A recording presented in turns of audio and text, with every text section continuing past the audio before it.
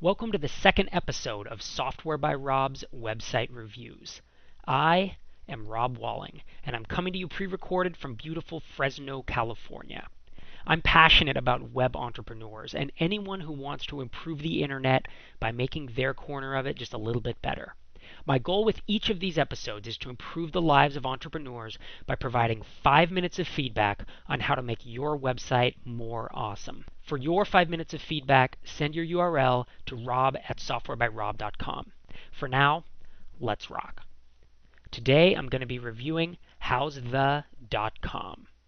And you'll have to forgive the resolution here. I'm at 1024 by 768 when I record the screencast, and looks like the site is just a little bit wider than that. Not going to ding them for that. If they're selling to IT folks, and who among us still uses a 1024 browser, so not a big deal there. In general, the site is decent. It's not fantastic, but I definitely like the design. It's obviously professional. It's not just kind of a slacker developer like myself throwing something together. I like that when you arrive, there is a nice big green button to see plans and pricing. Now, I have to admit, when I first came to the site, the first thing I tend to do is I scan across the top navigation, and I was looking for the pricing and the plan stuff, and it's not up here. So that's an oversight right there. In addition, the top navigation here needs to be seriously reordered.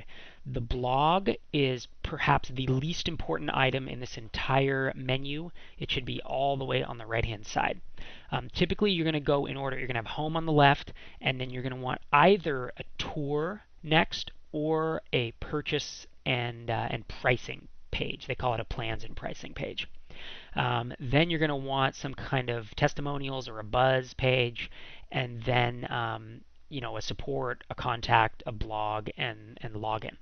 So what they've done here is they have my account. I have no idea what that does, but when you click on it, it brings you to a login page. Okay, problem. We already have a login here. Everyone's going to go up here. Get rid of this. Blog should move all the way to the right. No idea what services is.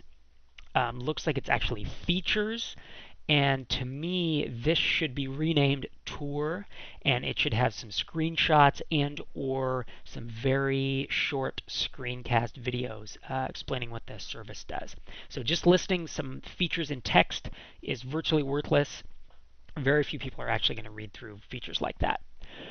This quick check, you can enter your URL,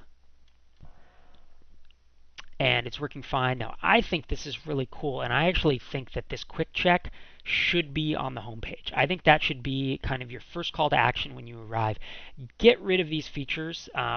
Unless you're gonna, you could feasibly just keep maybe 4 of these, put icons next to them, and move them down here somewhere, or keep maybe 6 of them. But a long list of text features like this, no one's going to read through these. So move them down, or just get rid of them on the page. Move this quick check text box right here and say, is your site running right now? And have a big submit button, because, well, you know what that makes me want to do? That makes me want to fill it in and interact with the site, enter my URL, click the submit button, and then have that submit button take me to have the results display, and then right below it have the plans and pricing. So up here it says, your site is up and running, and here's our plans if you want to continue your peace of mind, or if you want to continue checking. So that's a really good way to kind of get people engaged right there, and I bet your bounce rate would drop a bit. Not that you probably don't have a high bounce rate as it is, but I bet that would improve and kind of get people into your site. About Us is a good page to have. You're going to want to put this in the footer. Looks like you already have it down there, but it's good to have. But the problem is what this really talks about is the product. And About Us, you typically want to say something about your company. And so there's no personal presence on this website, which is a bit bothersome. Even if it's just one, even if you're one person, say that. Say, I'm one person, I'm a micropreneur, and I'm dedicated to making this work. I love this technology, blah blah blah. But at least make us feel like we know who you are. Right now we have no idea. We know Albany, New York. There's no phone number. There's no email. Even if you click on the contact form, it's just a form. So we don't even have info@howsthe.com as an email or anything like that. So this site actually makes me wary, because it just feels very impersonal and not not built out very well in terms of having a lot of information. FAQs okay. You can leave it up here. I don't really have any strong feelings about it. I do like the login and the sign up. That's good. These feedback tabs, I'm a little annoyed by these feedback tabs in terms of aesthetics, but they do, make people think that you are accepting their feedback and taking ideas on. So I think it's a decent thing to have it there. I have mixed emotions about them, but certainly, not going to ding someone for having a feedback tab over there. In terms of down here, like to follow us on Twitter. The badge is cool. Yeah, I think this badge is neat. You probably want this to be reserved.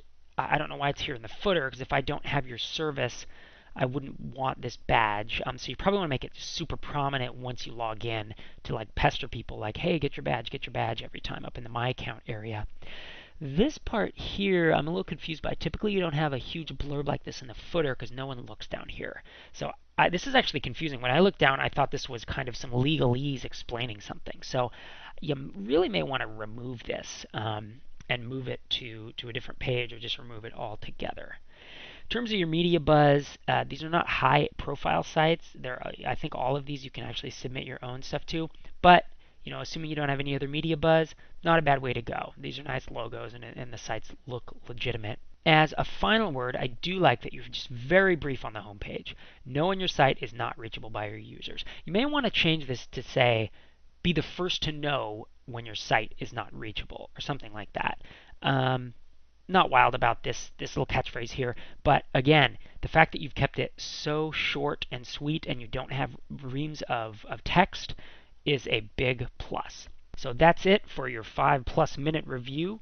I hope you've enjoyed it. Feel free to leave comments about whether you feel like this was valuable, whether this is your website or not, and I hope to see you on the next episode.